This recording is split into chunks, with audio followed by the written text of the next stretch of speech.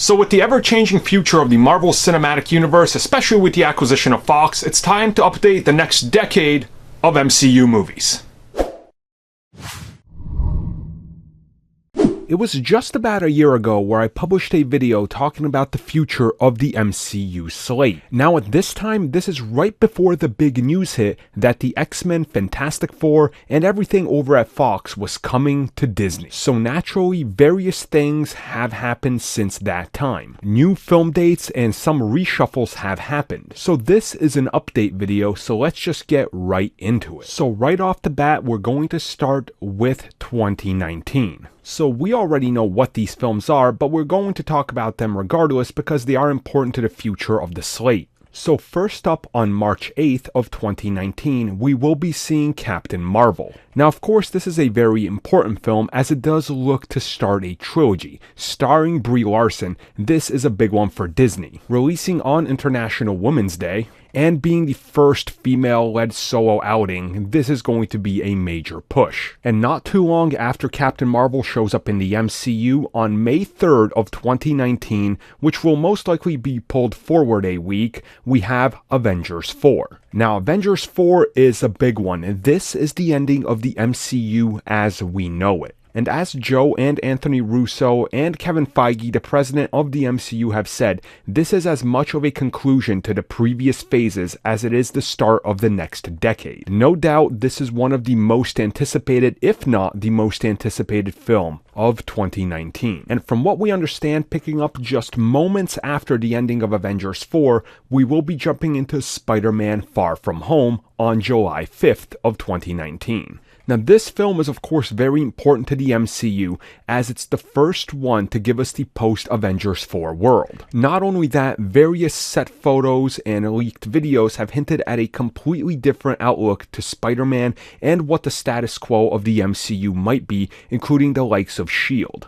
A follow-up to a huge critical success that was Spider-Man Homecoming, and of course the continued relationship between Sony and Disney. Many eyes are on this one, for various reasons. Now before we get into 2020 and further, we do have to take a small pit stop right here and talk about two major events happening in the summer of 2019. This of course being SDCC, aka Comic-Con, and Disney's own D23. And combining that with the fact that we are going to be seeing the finalized deal between Disney and Fox in the early part of 2019, this is where we have to talk about the future, as it's unknown from this point on. So we can expect announcements to be made at one of these two events. So the first mystery date we have is May 1st of 2020. Now originally everybody had the idea and was probably right that this was going to be the date taken by James Gunn's Volume 3 of Guardians of the Galaxy. Now due to James Gunn being fired and things reshuffling, this doesn't look to be the case anymore.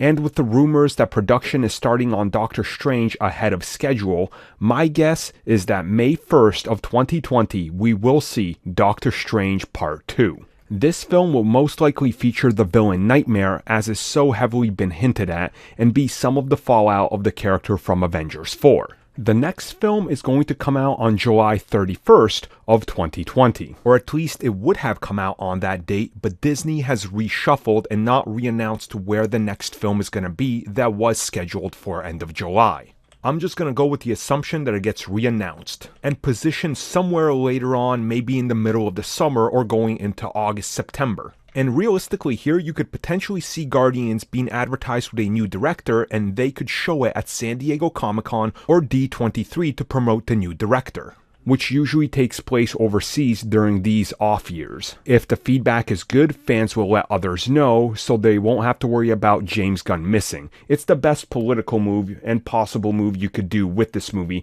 due to the stance and position it's in. Which then brings us to November 6th of 2020. Now this is an interesting one because there could be various things that happen in here, but my gut feeling, due to the fact that they've been talking about it and that she recently got a payday, Scarlett Johansson's Black Widow is landing in this location. Now previously I said this was most likely going to be the Doctor Strange 2, but due to that movie getting the bump up along with Guardians getting bumped back, Black Widow seems to be a good contender. Unless Marvel feels like they need to keep the action at the tail end and opening of the year, then realistically Black Widow can move to the July date and be the Mission Impossible style action movie that makes tons of bank during the summer, then that could realistically be the case.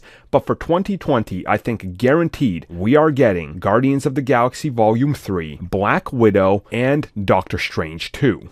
And now it's time for a bonus edition that we didn't have before. As we recently found out, Marvel Studios is going to get into the TV game with the Disney streaming service, which by the end of 2020 will be in full swing. Production on these TV shows overseen by Kevin Feige will be happening. Shows with an expensive budget focusing on other MCU characters that aren't having solo outings. Loki and Scarlet Witch being two of them. My guess is somewhere in 2020 we will be seeing the first series on Disney Play, and it will be the one focusing on Scarlet Witch. The reason for this is to kind of tie the whole female push forward to have Captain Marvel lead into next year's Black Widow, which at the same time can advertise that Scarlet Witch is on her own. And now jumping into 2021. So at this stage, the Marvel Cinematic Universe will already have had a year to work on potential scripts for X-Men, Fantastic Four, Wolverine, Deadpool, and various other aspects of the comic book world that they gained from Fox. So with that in mind, our first film is coming on May 7th of 2021. And with the news that Ryan Coogler is coming back to write and direct the Black Panther sequel, which originally people thought was going to get the former February release date, which was removed, the most logical choice due to the typical 12 to 14 months that Marvel likes to produce a movie would be Black Panther on May 7th. And this movie just makes a whole lot of sense. The first one was huge worldwide, coming at a weird February date that Marvel never tried before. This time, they're putting it into that prime position of May to kind of kick off the summer movie season. A huge marketing push with nothing of Disney's coming before it. This can be the one that truly sets a standard for what a sequel can do and dominate as a solo outing for the MCU. The next film is coming at us on July 30th of 2021. Now this is a hard one to pinpoint, but my guess is going to be that this is when they put out The Eternals. Now the Eternals have had a script in development for quite a while, and these characters are going to be very important going forward into the cosmic and the mutant side of the MCU. This film can also explain how the mutants exist within this universe, and set the tone for the films we're going to talk about in the next couple of years. Now third up is going to be November 5th of 2021. Now this is the big one. My guess is that this is going to be the first film we see from a Fox franchise jumping over. And my honest guess here is Wolverine. Now, I do say not the X-Men. The X-Men need to be a solo outing focusing on a group of teenagers without Wolverine. Wolverine, on the other hand, can appear in other films. You could set up a cameo in Black Panther 2 earlier that year. You can set up a cameo and the potential of explaining the mutants in The Eternals. And Wolverine is a solo character who's going to make a lot at the box office. And his show up in an Avengers and an X-Men crossover is going to be a big deal. The Russo brothers and Kevin Feige have teased that they're very interested in this character as a solo act, so there you go. But now I do have two bonuses for you guys, because 2021 has to be within that yearly gap that we get a Spider-Man film. So 2021 will see the Marvel Studios partnership with Sony deliver the third Spider-Man outing. Now, since May, July, and November are already taken, my guess is going to be that Sony is either going to land in late June / early first week of July to capitalize on that 4th of July like Spider-Man does, or since they've recently tested the waters with releasing blockbuster films towards the end of September, early October, Spider-Man could be an October release date. And the second bonus being added to this is going to be another TV series. This time, Kevin Feige's and Marvel Studios produced live-action Loki TV series will see the light of day, focusing heavily on Loki's past as well as to what leads to his ultimate demise, and of course his ultimate turn to becoming a good guy saving his brother. That wraps it up for 2021 and brings us into 2022. Now this is the last solid and real year we have actual release dates for. So starting right off on February 18th of 2022, I'm predicting we get the final installment in the Ant-Man trilogy. Now hear me out, Ant-Man has been one of these movies that's on a little bit of a delay like Doctor Strange 2. Marvel is committed to completing these trilogies. There's setup and story that's still left over from the second and first film, and it's coming right around 3.5 years after the last one. This also happens to set up the future of younger superheroes, as well as giving Wasp her ultimate team-up movie with future Avengers that are female. But we'll talk about that in a little bit. After that, on May 6th of 2022. Now this is a big one. This is that May date, and after what I assume is going to be a huge outing for Captain Marvel, they're going to want to put her on a fast track to something that's pretty frequently coming out. Like Black Panther, 3 years or right underneath that is more than enough. So May 6th of 2022, I'm predicting Captain Marvel 2. This movie in some way, shape, or form will see another character from the MCU that is a female joining her on her adventure. And keeping up with tradition, we have July 29th of 2022. So once again, they're front-loading the beginning of the year. Now what this could be anybody's guess, honestly, but my honest guess is that this is going to be the Fantastic Four. After one of these characters, or possibly 2 or 3 of them, get introduced in either Captain Marvel 2 or Ant-Man 3. The most likely addition being someone like Hank Pym working with someone like Reed Richards. Which now leaves us with those 3 movies, and my guess is that they're going to add a 4th movie being output through Fox. In November of 2020, my guess is we see the X-Men. Now the X-Men, of course, coming right after Wolverine came out a year before that, is exactly how I think they're going to be offsetting these years. 1 year a Wolverine movie, the next year an X-Men movie, and the year after that you have a Deadpool movie. And that leaves us with the bonuses. My honest guess is that these are going to be 2 bold ones.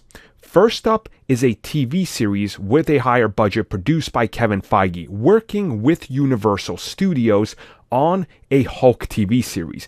We know they were trying to develop this as early as 2008 and even still talking about it in 2012 before things didn't exactly move forward.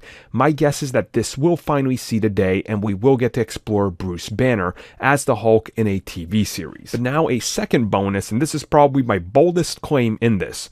Blade is not going anywhere besides Kevin Feige's hands. This will see the first MCU streaming film that is produced with a high budget by Marvel Studios that's exclusive to the streaming service, and it will be Blade, an all-new rebooted take on the character, which brings us to the final years, 2023 to 2030. So from this point on, we have no set date, but my assumption is, as history has tended to repeat itself, is that every year we're going to be getting 3 and possibly 4 films. So honestly, the way I'm looking at it from here on is you have to complete a few trilogies. My guess is that in 2023, we will see the new Avengers movie in May. In July, it could really be up to anything. And in November of 2023, we will get Deadpool joins the MCU. Going further into 2024, we will wrap up Black Panther in February.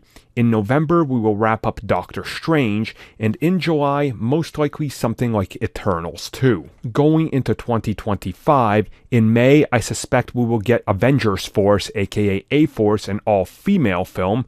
In July and further on, we will wrap up Captain Marvel 3 at some point, Fantastic Four and X-Men sequels, along with additions of a few new TV series on characters that have been established in these, and so forth, repeating, wrapping up trilogies and starting new ones, which include the likes of Nova, Sentry, Iron Man continuing in some fashion, a new Captain America, and so forth.